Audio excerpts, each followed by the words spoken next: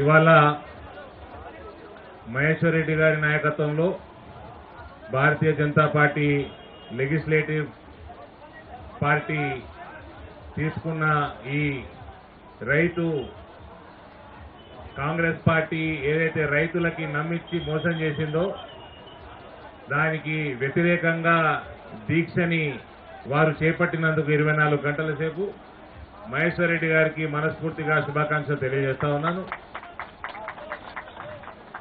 మహేశ్వర్ రెడ్డి గారు floor leader అయినప్పటి నుంచి కాంగ్రెస్ పార్టీ విధి విధానాలు, కాంగ్రెస్ పార్టీలో జరుగుతున్న అవినీతి కుంభకోణాల పైన చాలా యాక్టివ్గా ప్రజల ముందర తీసుకొస్తున్న విషయం మనందరికీ తెలిసిందే. ఇవాళ రైతుల పక్షాన రైతుల కోసం ఒక మాట మాట్లాడుతూ ఆయన చెప్పిండ్రు, కాంగ్రెస్ పార్టీ ఇవాళ ప్రభుత్వంలో ఉన్నదంటే దానికి కారణం రైతులే. ఎందుకంటే కాంగ్రెస్ పార్టీకి హైదరాబాద్ చుట్టుపక్కల ఏం సీట్లు రాలే, వాళ్ళకు వచ్చిన సీట్లన్నీ కూడా గ్రామాలలో వచ్చినాయి. రైతులు వాళ్ళు ఇచ్చిన వాగ్దానాలు, నా చేతిలో చాలా కాయిదాలు ఉన్నాయని కూడా చాలా మంది అనుకుంటారు, ఇవన్నీ కాంగ్రెస్ మేనిఫెస్టో, ఇందులో ఉన్నాయని కొన్ని యాడ్ చేస్తాం. వాళ్ళకి ఇంత పొడు మేనిఫెస్టో ఇచ్చిండ్రు, రైతులను మోసం చేసిండ్రు, మహిళలను మోసం చేసిండ్రు, యువతని మోసం చేసిండ్రు, ఎన్ఆర్ఐని మోసం చేసిండ్రు. ఇవాళ గద్దెనెక్కి అందరిని మర్చిపోయి, అన్ని వాగ్దానాలు మర్చిపోయి గరీబోళ్ళ ఇల్లు కూలగొడతారు. ఒక 9 సంవత్సరాల పైన ప్రజాకంటక పాలన చూసినాం. అంటే అందులో కూడా చివరి 5 సంవత్సరాలు రెండో విడత ఎప్పుడైతే కేసీఆర్ ముఖ్యమంత్రి అయిందో ఇక అదైతే పూర్తిగా రాచరికం, దుర్మార్గపు పాలన. మేము రాజకీయాలు ఇవి ప్రజాస్వామ్యం కాదు, మేము రాజులము, సామంతలు, ప్రజలందరూ మా బానిసలు. ఈ రకమైన దౌర్భాగ్యపు అరాచక పాలన, రాచరికం పాలన కేసీఆర్ కొనసాగించిన విషయం మనకు తెలిసిందే. వాళ్ళు చెప్పినట్టే వినాలి, ఓళ్ళు మాట్లాడొద్దు, మాట్లాడిన వాళ్ళ మీద దాడులు, కార్ల మీద ఇళ్ల మీద దాడులు. అదేదో పూర్తి స్థాయిలో దొరల పాలన మనం 9 సంవత్సరాలు చూసి అందులో లాస్ట్ 5 years మాత్రం పూర్తిగా ప్రజాకంటక పాలన, ప్రజా వ్యతిరేక పాలన చూసినందుకు వాళ్ళకి ప్రజలు కర్రుగాల్చి వాత పెట్టి వాళ్ళని గద్దెని నింపి ఈ కాంగ్రెస్ వాళ్ళని గద్దెనెక్కించారు. ఇక వీళ్ళు ప్రభుత్వంలోకి వచ్చినాక అదేమో పూర్తి స్థాయిలో రాచరికము, ఇదేమో అరాచకం అయిపోయింది. ఎవరిల్లు ఎప్పుడు కూలిపోతుందో తెలియదు, నోటీసులు లేవు, సమయం ఇచ్చేది లేదు. తుర్కోళ్ళకో న్యాయము, తెలుగులకో న్యాయము, చుట్టాలకో న్యాయము, సామాన్యుడికో న్యాయము. సామాన్యుడు ఇల్లు అయితే క్షణాలలో కూలిపోతుంది. ఇక ఓల్డ్ సిటీలో మైనారిటీలో దిక్కు పోయేది లేదు, అటు దిక్కు చూసేది లేదు. అక్కడ పోతే రేవంత్, అటు పోతే ప్రతి 2వ ఇల్లు ఇల్లీగలే, ప్రతి 2వ భవనము కట్టడం ఇల్లీగలే. వీళ్ళు చేసిన వాగ్దానాలు అనేకం. అందులో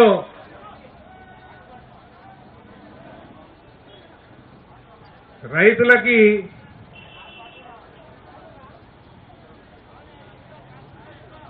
బోనస్ ఇస్తా అన్నాడు, రైతు బంధు పేరు మార్చి రైతు భరోసా చేస్తా అన్నాడు, రైతులకి 2 లక్షల రుణమాఫీ అన్నాడు. ఇవాళ అది ఉంటే ఇయ్యము, ఇది ఉంటే ఇయ్యము, నానా కండిషన్లను పెట్టి రైతు రుణమాఫీని ఒక జోక్గా మార్చేసిండు. కేవలం 20-25 25% రైతులకి రుణమాఫీ చేసి 80% రైతులకి పంగనామం పెట్టిండు. బోనస్ ముచ్చట లేదు. ఇవాళ అతి వర్షాలకు కానీ ప్రకృతి వైపరీత్యాలకు కానీ నష్టపోయిన రైతులకి ఎటువంటి సహాయం లేదు. ఇన్సూరెన్స్, క్రాప్ ఇన్సూరెన్స్ లేదు. ఒక పంట అగ్రికల్చర్ పాలసీ విధానం లేదు. ప్రపంచ స్థాయిలో ఇజ్రాయెల్ కానీ అమెరికా కానీ అవన్నీ పోయి చూడాల్సిన అవసరం కూడా లేదు రేవంత్. ఇక్కడ మనకి 20-30 కిలోమీటర్ ఎంత ఉంటుందన్నా గజ్వేల్లో కేసీఆర్ ఫామ్ హౌస్ 50-60 కిలోమీటర్లు ఉంటుందా? ₹1 కోటి సంపాదిస్తున్నట. ఎకరానికి ₹1 కోటి సంపాదిస్తున్నట.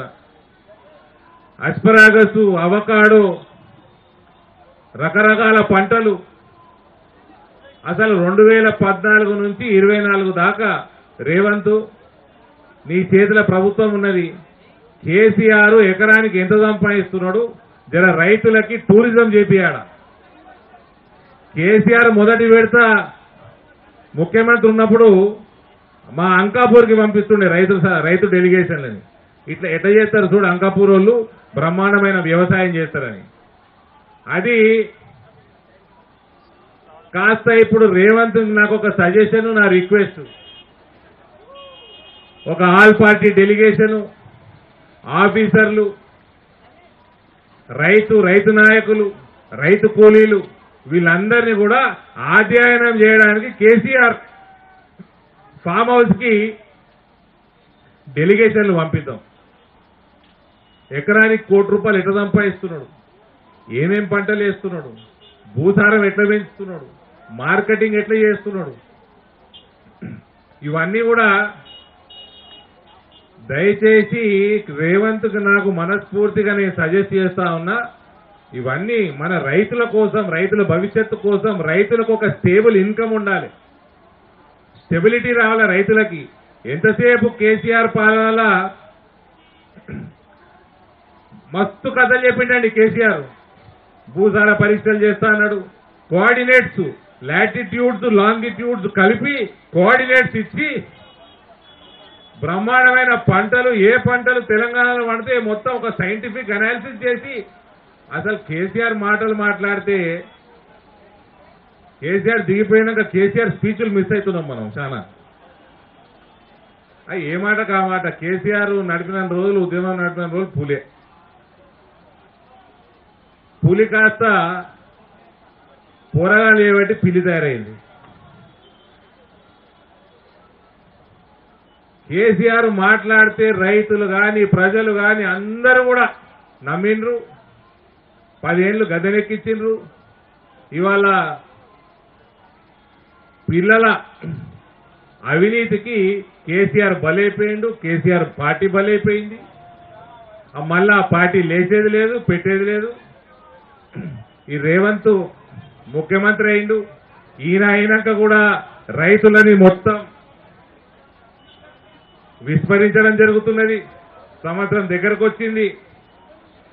ఈ కేసీఆర్ ఉన్నప్పుడేమో వరి తప్ప వేరే పంట వేయొద్దు, రైతులందరూ మనకు బానిసలుగా బతకాలి, ప్రభుత్వం కొంటేనే వాళ్ళకు పైసలు రావాలి, కొనుగోలు కేంద్రాల కోసం రైతులు వేచి చూడాలి.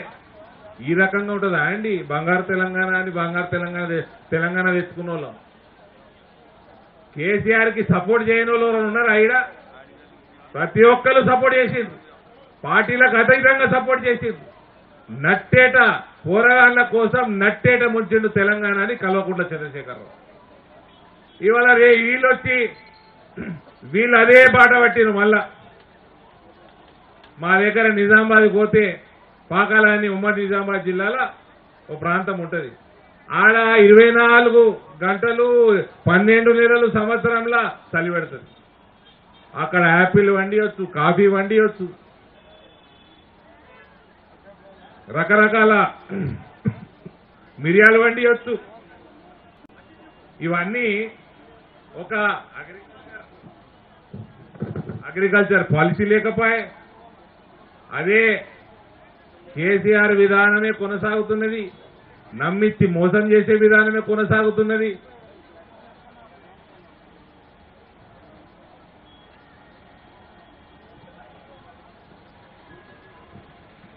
ఇక మన కేసీఆర్ కొడుకులో మాట్లాడుతున్నాడు ఈ మధ్య. ఆయనకు అల్లం కొమ్ము పసుపు కొమ్ము పక్కకు పెడితే దాన్ని గిత్తకుండా వాసన చూడకుండా చెప్పమంటే చెప్తే ఆయన రైతు నాయకుడిది మేమందరం ఒప్పుకుంటామండి.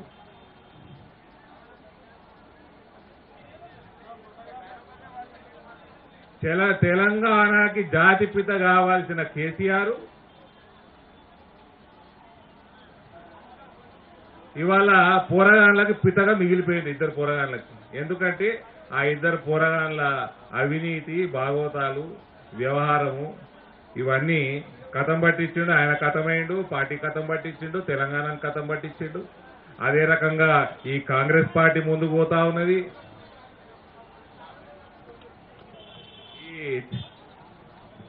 కేసీఆర్ పార్టీ ఎక్స్పైరీ అయిపోయిన మెడిసిన్, అది ఎక్స్పైరీ అయిపోయిన మెడిసిన్ విషం కంటే డేంజర్ అది. కాబట్టి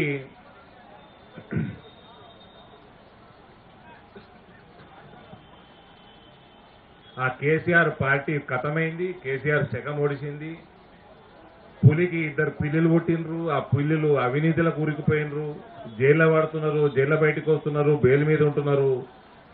ఈ రాష్ట్రంలో మనకి రైతు రాజ్యం రావాలంటే మనకు భారతీయ జనతా పార్టీ తప్ప వేరే ఆస్కారం లేదు. కాంగ్రెస్ ప్రభుత్వం వచ్చి దాదాపు సంవత్సరం అయితా ఉన్నది.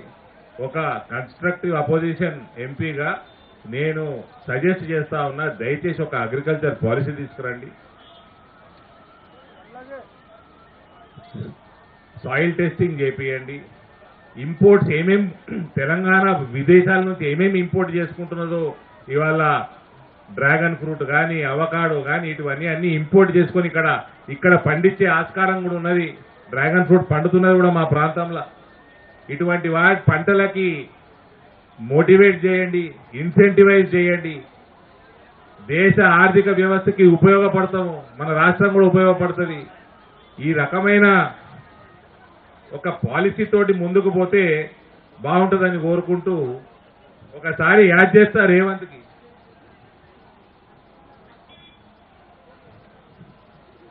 రైతులకి బోనస్ ముచ్చట ఇస్తలేవు, పంట నష్ట పరిహారం ఇస్తలేవు, ఇన్సూరెన్స్ చేస్తలేవు. రైతు భరోసా 15,000 ముచ్చట తీస్తలేవు. 2 లక్షలు 80% రైతులకు పంగనామం పెడుతుంది. డ్రిప్ ఇరిగేషన్ వాటి మీద కేంద్రం నుంచి వచ్చిన ఎస్సీ ఎస్టీలకైతే 100% సబ్సిడీ, ఇతరులకు కూడా సబ్సిడీ. దాన్ని ముచ్చట తీస్తలేవు. వ్యవసాయాన్ని టోటల్ గా విస్మరించి తుంగలో దొక్కి ఇవాళ నువ్వు కూడా కేసీఆర్ బాటలో కేవలం వరి వేసుకునే పరిస్థితిని తెలంగాణ తీసుకొస్తున్నావు. ఈ రకంగా కాకుండా ఒక సైంటిఫిక్ అప్రోచ్ తోటి ముందుకు పోవాలి అని మేము సజెస్ట్ చేసుకుంటూ మీకు ఈయన 6 గ్యారెంటీలు, Mahalakshmi financial assistance of 2,500 for women of Telangana, ఇది దాని గురించి ఏంది పరిస్థితి అంటే అప్లికేషన్ డేట్ కూడా అనౌన్స్ చేయాలి ఇయ్యాలటి వరకు. మహిళలందరూ వినాలి. రైతు భరోసా ఇవాళ ఏంది పరిస్థితి? Congress party in it's election manifesto had pledged to increase assistance amount to ₹7,500 per acre per season, promising 15,000 across 2 seasons. ఇవాళ పరిస్థితి ఏంటంటే రైతు భరోసా కాదు, రైతు బంధు కూడా చక్కగా వస్తలేదు. Rythu Bharosa has not been disbursed to farmers and therefore affected its agriculture produce. బంధు లేదు, భరోసా లేదు, 2 వీక్ని. గృహ జ్యోతి, the Congress party had promised for providing free electricity up to 200 units to all eligible households. ఇప్పుడు ఏమంటాడు? పాత బకాయిలు కట్టేస్తే అప్పుడు ఇస్తారట. వాళ్ళు కట్టేది లేదు, ఈయన ఇచ్చేది లేదు. అటు ఓల్డ్ నీ బకాయిలలో 90% రాష్ట్రంలో ఉన్న బకాయిలలో ఓల్డ్ సిటీలే ఉంటాయి. నీకు దమ్ము ధైర్యం ఉంటే పోయి వసూలు చేసుకురా పప్పు. ప్రతి దాంట్లో తురుకొనుకో న్యాయము, తెలుగొనుకో న్యాయము. ఇందిరమ్మ ఇల్లు, ఆ ఇందిరమ్మ చనిపోయి 7 మందేమో ఆమె ఇప్పుడు కూడా శాంతంగా ఉండేది. ఆమె పేరు ఇప్పుడు కూడా బదనాలు చేస్తున్నది. Eligible applicant with 250 square yard plot and land and financial assistance of rupees 5 lakh facilitate the construction of their own homes. नाम के वास्ते 11 మార్చి 2024 నాడు అనౌన్స్ చేసిండు. ఈయనటి వరకు ఒక ఇల్లు కట్టింది లేదు, ఒక అప్లికేషన్ తీసుకున్నది లేదు, ఒకళ్ళకి పైసలు ఇచ్చింది లేదు. ఇక ప్రతిసారి మోసపోయేది యువతనే. యువ వికాసం అబ్బా ఇదైతే వింటే నాకు కూడా ఒకటైపోతుంది ఏంటండి ఇది విన్నాక. 5 lakh assistance for college students, Telangana International Schools in every mandal. A financial assistance card worth rupees 5 lakh will be provided to students which can be used in payment of college fees in addition to fee reimbursement. కేంద్రంకి వెళ్ళి వచ్చే fee reimbursement కాకుండా 5 లక్షలు ఇచ్చినట్ట card, credit card ఇచ్చినట్టు. Coaching fee, foreign college fee, overseas travel expenses, tuition fee, purchase of books and study materials, hostel fee, exam fee, skill development courses to buy laptops, research instruments and other education related expenditure. Telangana International Schools will be built in every mandal. ఆ కేసీఆర్ మండలకు ప్రతి మండలికి 100 పడకల hospital కట్టిండు, ఈయన international school కడతాడు. ఏంది పరిస్థితి అని చూస్తే ఇయ్యలటి వరకు మొదలు కాలే. ఇక 6వ promise, 6 గ్యారెంటీలది. Cheyutha senior citizen scheme, 4,000 monthly pension to senior citizens, widows, disabled and others, health insurance of rupees 10 lakh under Rajiv Arogyashree. ఈ రాజీవ్ ఆరోగ్యశ్రీ ఇవాళ కార్డులు కూడా వస్తలేవు. ఎందుకంటే రాజీవ్ గాంధీ బొమ్మ పెట్టమంటుందట ప్రభుత్వం. రాజీవ్ గాంధీ బొమ్మ పెడతానికి కేంద్రం ఒప్పుకోదు. మాజీ ప్రధానమంత్రులు పెట్టాలి, ఎందుకు పెట్టాలి? ముఖ్యమంత్రి చక్కదనం ఉన్నావు, ప్రధానమంత్రి ఫోటో నీ ఫోటో పెట్టుకొని కానీ అయ్యా నువ్వు ఉన్న 5 లక్షలు కూడా బంద్ చేస్తున్నావు. నువ్వు ఏబట్టి నీ 10 లక్షలు ఎన్నడో వస్తుందో రాదో కానీ అది ఆ స్కీము నాశనం. ఇక పెన్షన్ కథ వస్తే monthly pension of rupees 4,000 will be provided to senior citizens, widows, disabled, beedi workers, single women, toddy tappers, weavers, AIDS and filaria patients and kidney patients undergoing dialysis. Rajiv Arogyashree health insurance of rupees 10 lakh will be provided. ఇప్పటి వరకు 4,000 రూపాయల scheme ఏమైంది అంటే ఇయ్యాలటి వరకు మొదలు కాలేదు. ఎన్నడు మొదలవుతుందో address లేదు. ఇక ఈ రకంగా మీ ప్రభుత్వం కొనసాగి సంవత్సరం అవుతా ఉంది. మీరు చేసిన వాగ్దానాలు మెయిన్ 6 వాగ్దానాలల్లా వాగ్దానం కూడా పూర్తి కాలేదు, మొదలు కాలేదు. ఇక నువ్వు పోయే బాట చూస్తా ఉంటే ఆ కేసీఆర్ని ఎట్లయితే కర్రుగాల్చి వాత పెట్టినరో ప్రజలు, నీకు కూడా అదే గతి తొందరలో పడుతుందని క్లియర్గా కనబడతా ఉన్నది. ఈ రాష్ట్రంలో భారతీయ జనతా పార్టీ తప్ప ప్రజల మేలు కోసం, శ్రేయస్సు కోసం, రైతు నిజమైన భరోసా కోసం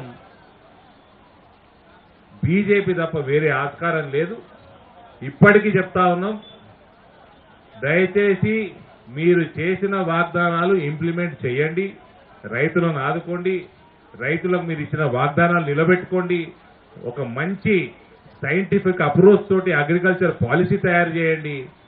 ఇవాళ కొద్దో గొప్ప పనిచేసి, కొద్దో గొప్ప ఎక్స్పోర్ట్ ఇంపోర్ట్ మీద పనిచేసి, కొంచెం లాజిస్టిక్స్ మీద పనిచేస్తే 5 సంవత్సరాలు ఎంపీగా ఉన్న 2 సంవత్సరాలు 15,000 14,000 రేటుకి పసుపు అమ్ముకుంటా ఉన్నారు మా ప్రాంతంలో. గత 20 ఏళ్ళు రేట్లు ఇవాళ అమ్ముకుంటా ఉన్నారు. కొంచెం పనిచేస్తే ఎంపీగా నువ్వు ప్రభుత్వం ఉన్నావు, ముఖ్యమంత్రి ఉన్నావు, నీకు where there is a will there is a way అన్నట్టు, మనసుంటే మార్గం ఉంటుంది అన్నట్టు.